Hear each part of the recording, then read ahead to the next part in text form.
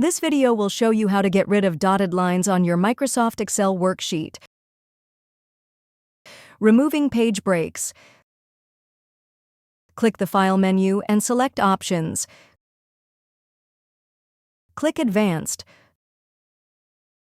Scroll down and uncheck Show Page Breaks. This checkbox is in the Display options for this worksheet section. Click OK.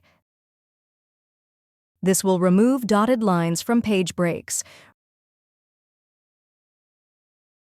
Removing dotted borders. Highlight the affected cells. On the Home tab, click the Borders drop-down arrow. Click No Border on the menu. This will remove existing borders of any style, including dotted line borders. Removing dotted grid lines. Click View. Uncheck grid lines. You can find this in the Show section. You can also uncheck the formula bar and headings to remove them if desired.